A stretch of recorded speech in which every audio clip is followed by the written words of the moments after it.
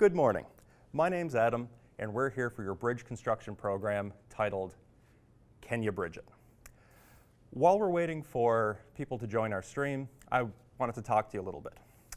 This program is about designing and constructing bridges. So we're going to end up talking and testing various different bridges. But while we're waiting, I would like to show you a picture of what might be my favorite bridge. This right here. Does anybody recognize this? This is the Seal Island Bridge in Cape Breton that carries highway traffic for the Trans-Canada over the Great Bredor Channel, which is a swiftly flowing tidal current. It goes between Bullindry Island on one side and the base of Kelly's Mountain on the other.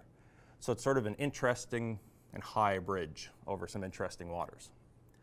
But one of the things I always liked about it, besides just what's around it, is the design.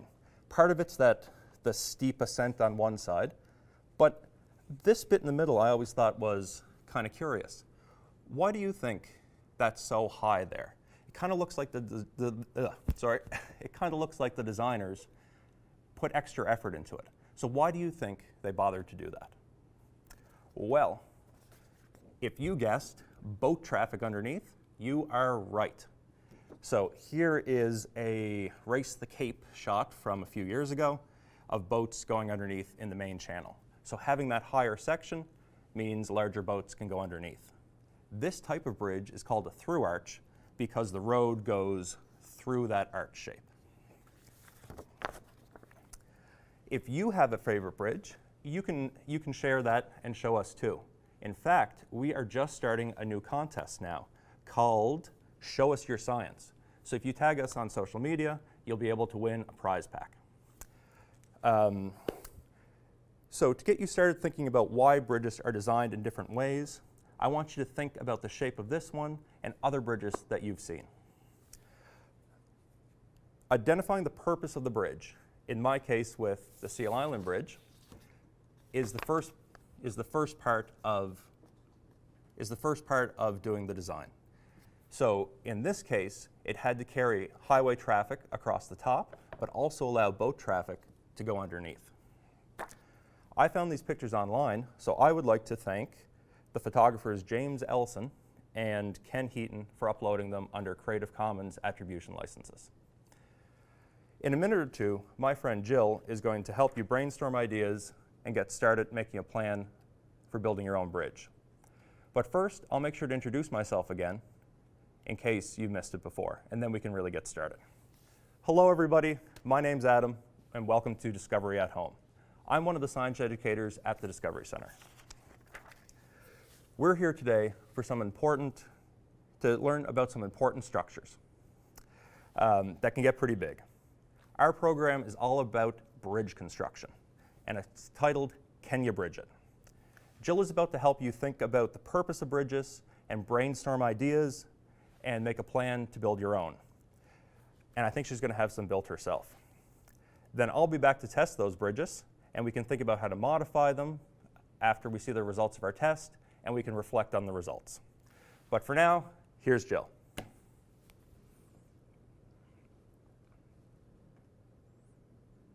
Thanks, Adam, and welcome everyone to our Can You Bridge It workshop. My name is Jillian, and today you'll be learning about different types of bridges and get to construct your own bridge. Bridges are important structures that help us cross gaps or obstacles. They connect different areas, like one roadway to another, or an island to the mainland, such as Cape Breton Island to the rest of Nova Scotia. Bridges can be made from many different materials in all sorts of shapes and sizes, but they do have some basic parts in common. The first part of planning our bridge is to review those common parts and think of how you would make them with the materials you have available.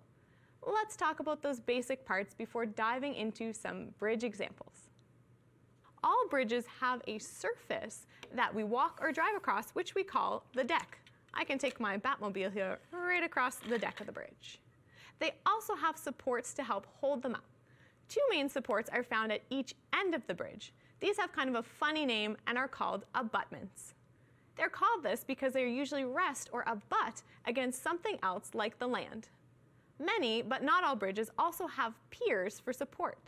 Piers are vertical supports that help to evenly spread out the weight of the bridge or the people and vehicles traveling across it. Usually the longer a bridge is, the more piers it will need to have. To help you with your planning, let's have a look at some different bridges for some inspiration. As I talk about them, feel free to make some sketches, write down ideas, any notes that might help you with making your own bridge later on. It would be helpful to think about how you can spread out the weight of your bridge itself and the forces from the materials you will add on your bridge later. Our first bridge today is the arch bridge. I like to talk about this one first because it's a very ancient type of bridge. These were originally created by the ancient Romans. The Romans discovered that the arch is a very strong structure for a bridge because the weight or force on the bridge is transferred horizontally to the ends of the bridge or those abutments. In this case, that would be the banks of land on either side. Arch bridges have a special wedge-shaped stone at the top of the arch. I'll show you my block example so we can check that out. This special stone is very key to maintaining a complete and strong structure, and we call it the keystone. The keystone is this block right here, letter F. The keystone is the last stone placed during the construction of the arch and locks all of those other stones in the arch into place. Once the keystone is added, the arch is now able to bear some weight. And this one is actually pretty strong. I could probably stand on it. Could you imagine, though, what would happen if we were to knock out the keystone? If you said something like timber, crash, collapse, you're absolutely right. If the keystone were knocked out, we would have structural failure. Even though parts of my bridge might remain standing, the bridge would no longer be strong enough or safe to bear weight. Let's see what this might look like with my arch bridge. I'm going to push out the keystone in 3, 2, 1. Timber. And so we saw that parts of the bridge stood for just a minute, but it certainly wasn't a structurally sound and supportive bridge anymore. All right, our next bridge that we will talk about is the suspension bridge. This picture might look pretty familiar if you live in the HRM. Suspension bridges are good for longer spans over deeper water. They also have a deck, that road surface that we drive across or take our bikes across. And this is all suspended by wires and cables above. The cables transfer the weight from the deck to these big towers. And I've got a better picture to show you that tower. Here's one of the towers. The cables are transferring that weight to the tower, and then the tower transfers all those forces to the ground. Suspension bridges are very safe because that downward force of gravity pulling on the deck is counteracted by the cables pulling in the opposite direction. This means that it's normal for suspension bridges to have some movement of the deck. I actually notice this as I travel across the Halifax Harbor bridges. It feels like a bit of a bounce when I'm stopped in traffic. As a kid, I was always afraid of this, but now that I know that it's a normal part and a safe part of a suspension bridge, it's kind of neat to feel that balance between gravity and the cables fighting it out. All right, our next bridge is one of the simplest. You've already seen this one. It's our beam bridge. Beam bridges are made up of a horizontal beam, in this case our deck, supported by an abutment at each end. Beam bridges need to be really stiff so they don't twist and bend when weight is added to them. And there's usually no movement in these beams, unlike our suspension bridge. Depending on how long a beam bridge is, it may need extra support from piers. So I've added a few here to this one. The piers are usually evenly spaced between the deck to help spread out that weight of the bridge and the forces acting on it. Beam bridges are usually only used for short distances, but I can think of one example that's pretty long at almost 13 kilometers.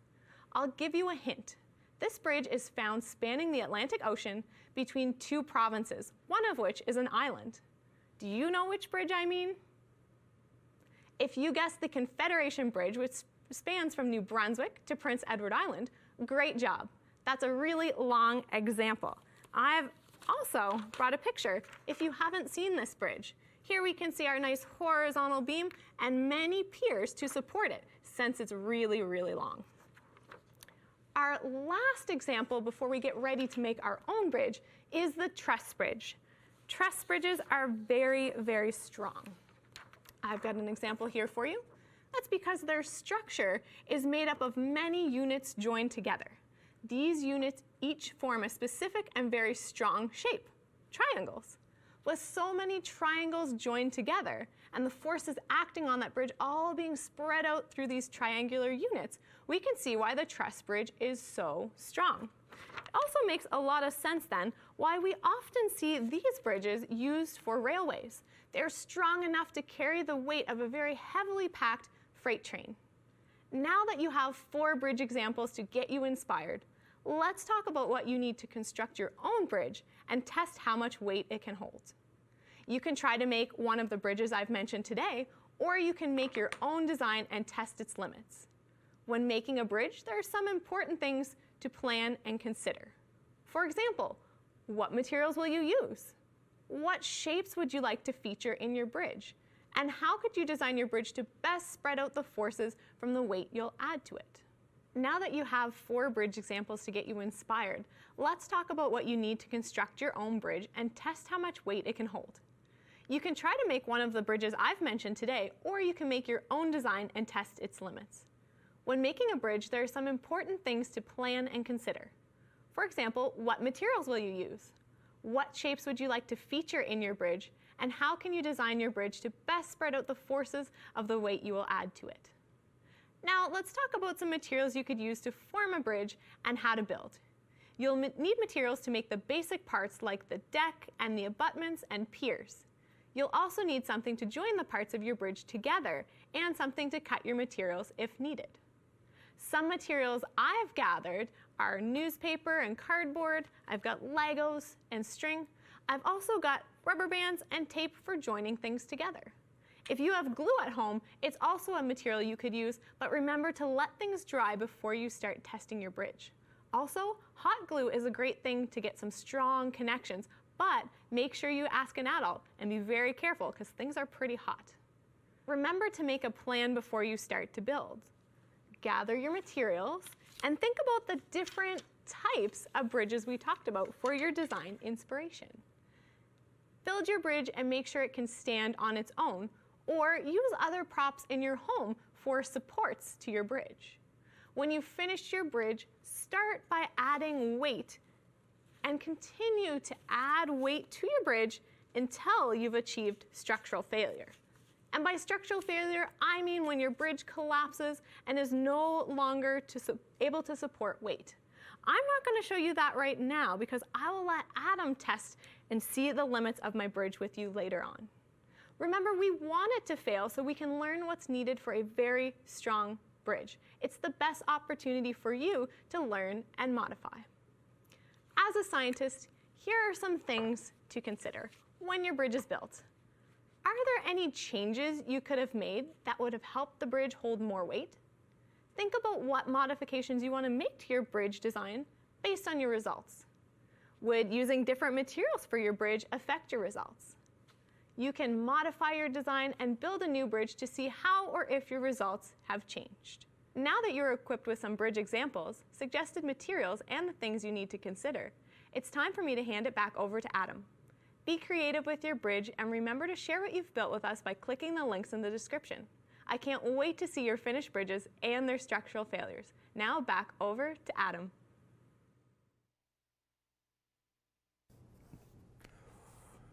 Ooh, those are some strong looking bridges. I was a little worried about that. Jill's a pro bridge builder, and now I've got to see if I can figure out how to push them to structural failure.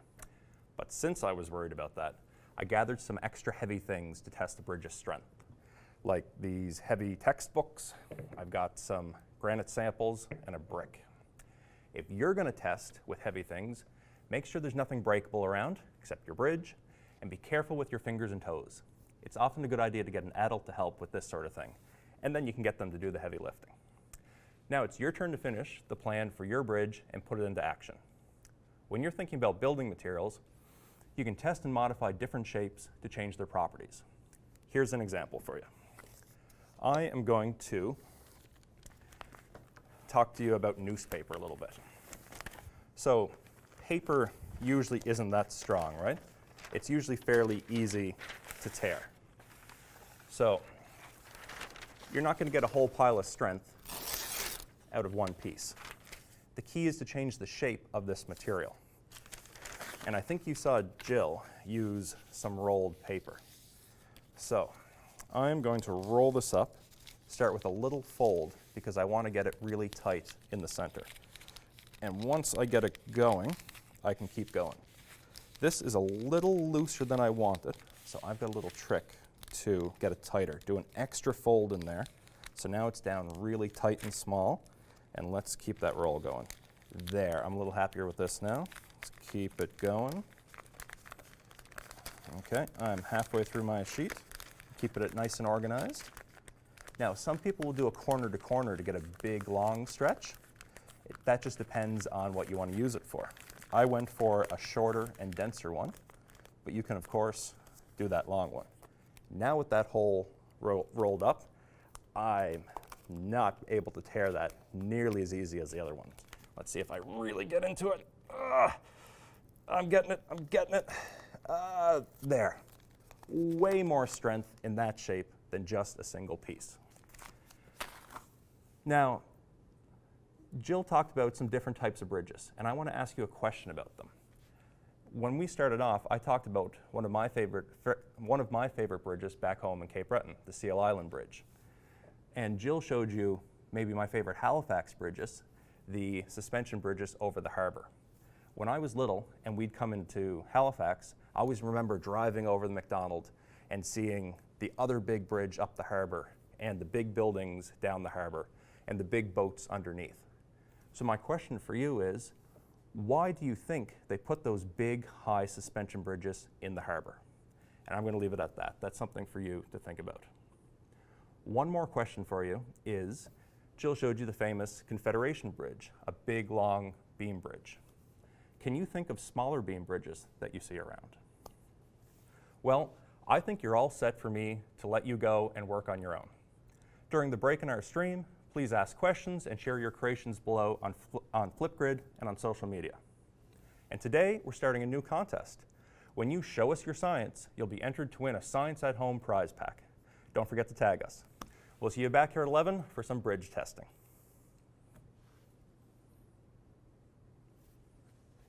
Welcome back to Discovery at Home. If you're just tuning in for the first time now, my name is Adam, and we're here today with a construction project that we've been working on. We're designing, building, and testing bridges. We just finished the build portion of today and have some tests to show you. You're certainly welcome and encouraged to keep building, testing, and submitting your own bridges. You can also rewind now or later to get some more information on bridge design and building.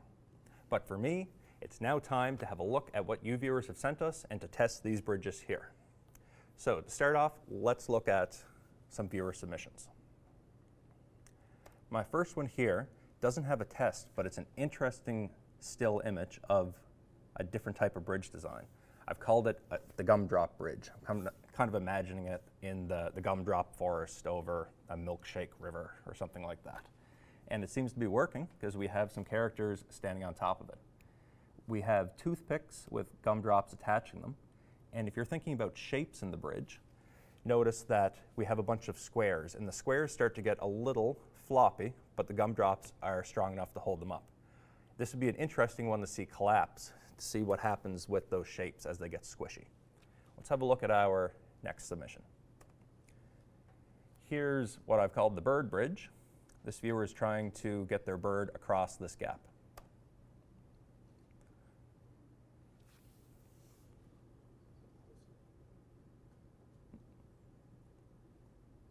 We're seeing the purpose here, the problem, to get that bird over. You see the shapes, turn that paper into a stronger triangle, and tripled it up.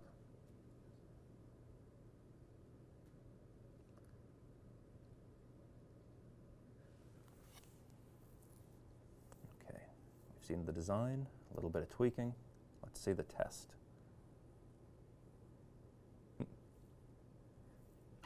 Perfect. Great for the bird.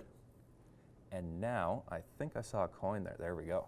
So this is like that extra safety margin. It works for the bird, but let's see how much extra weight it can hold, because you don't want it to hold just a bird plus a coin.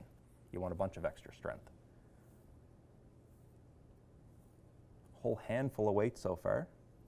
I don't see any squishiness in those shapes. Looks like it's holding up well. Nice thumbs up. Satisfied build there.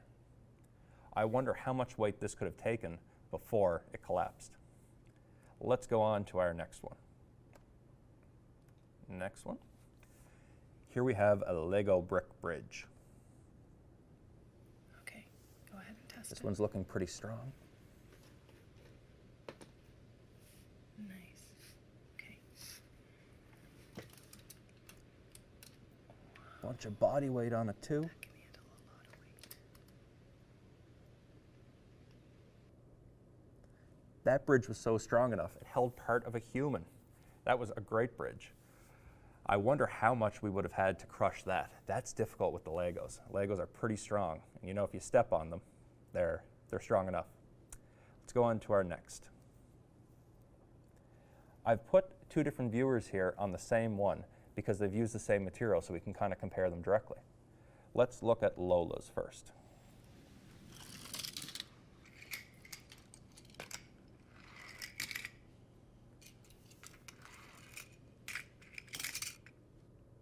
Lovely. So we have a successful build with the cars making their way across that cardboard bridge. Let's compare with Lawson's on the right. Ooh, like that's the car's fault.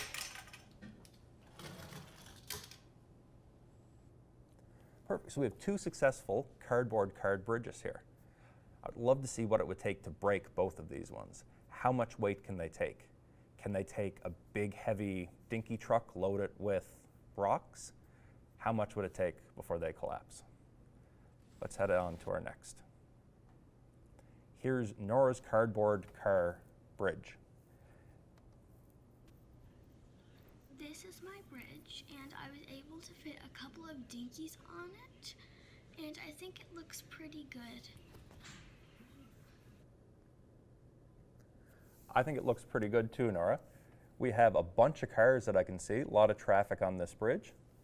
So this is another one where it's looking good and strong, carrying out its purpose. So I wonder how much it would take for this to start to collapse.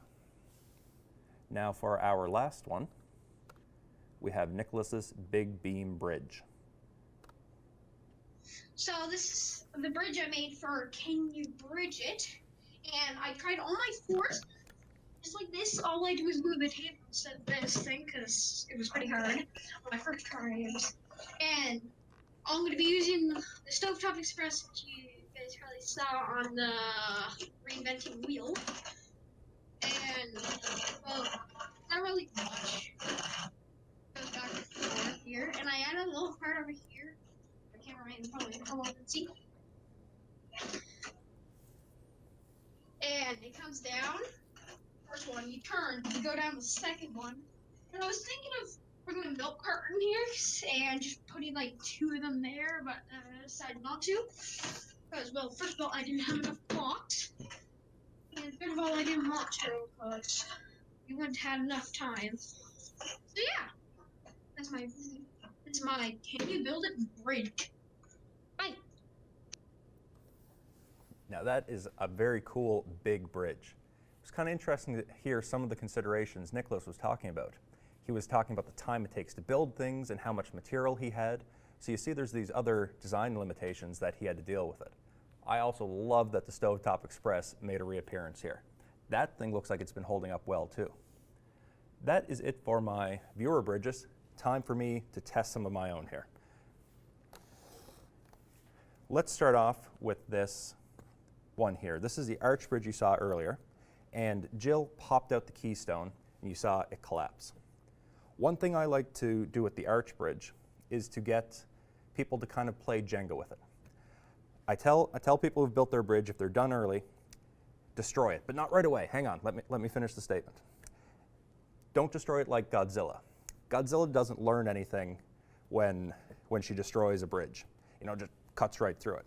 We're going to do it slowly, bit by bit, and see which blocks were more important than others.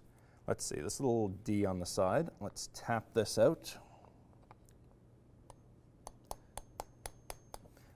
that's not going to work as well as I thought because I'm moving my whole bridge. So I'm going to get a hand on it to stabilize. The D is out. So this other D is probably fine. Yep, good. I'm a little nervous about taking out any of these ones. Let's try these E's now on the side. Ooh, we're seeing some cracks now. Don't know about that. Matching E's out. Okay. These guys don't seem to be holding up anything now. So let's get them both out. Okay. Is this getting squishier? Oh yeah, it is getting squishier. Let's see. Maybe these guys? Oh, those E's are almost locked in with pressure. What do you think I can take out now? I think I've kind of run out of extra blocks, but it's kind of cool how you see the arch can hold itself up.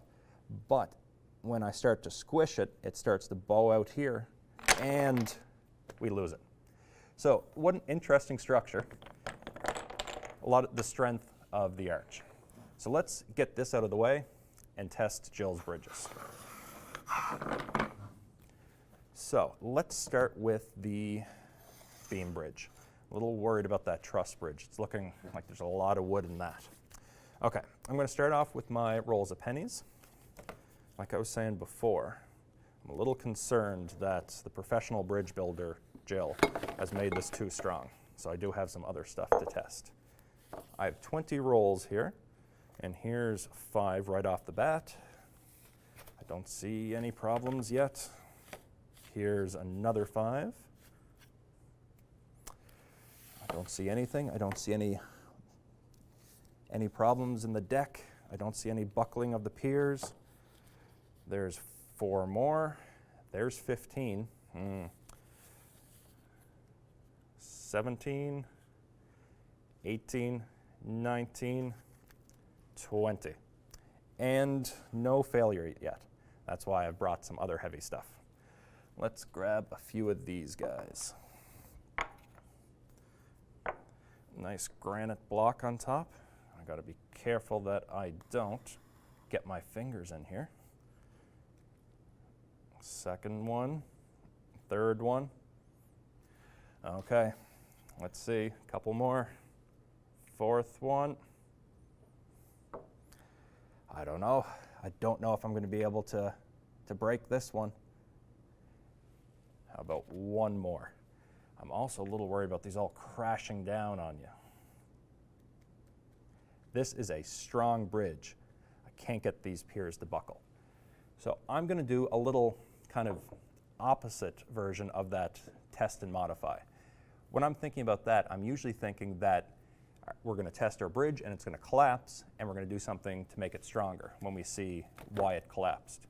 I'm going to try something a little different here and knock out this pier in the center. Let's just pop this out. So now there's a much longer span on the beam bridge, and it's already a little squishy. Let's see what happens. I'm going to skip those pennies and go right to the granite. That's already looking much worse. Which is better? 2, even worse. 3, 4, 5. Get that 6th one up there. It looks like it might tear away, but I'm not going to keep going on this guy. Definitely wouldn't be happy to drive on this one anymore, but it didn't completely collapse on me. Let's try our truss bridge now. Here's our truss. And Jill and I talking, we're thinking we're very suspicious of these abutments. So let's see if they end up being the failure point. I guess I should do a fair test and give it the rolls of pennies first. I'm going to go a little quicker. Here's 4 of them, but I've got to watch the tippiness because that wouldn't be too fair if it just tipped over. There's our 6, 8, 10. Maybe I can get a few in the center here for 11, 12. Oh, there we go. 11, 12, 13, 14, 15, 16, 17, 18, 19, 20. I kind of expected that, but to be fair, we want to we want to test using the same weights. So now, let's try these heavier blocks.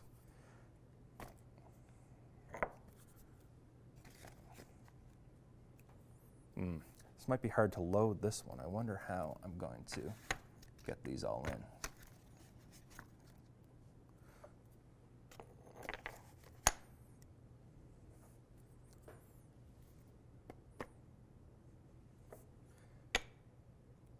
Oh.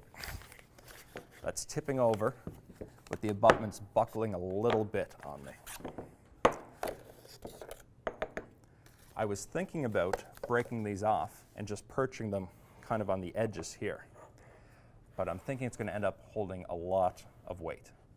So why don't I just let you guys go and retest and try to break your bridges. I'm going to make my exit now. Thanks so much for joining us today to learn all about bridge construction. I hope you had fun building and breaking your bridges at home and thinking about big bridges out in the world. Keep asking questions and sharing your creations below on Flipgrid and on social media. And today, we're starting a new contest. When you show us your science, you'll be entered to win a Science at Home prize pack. Don't forget to tag us. I'm Adam from the Discovery Center saying good luck and stay curious.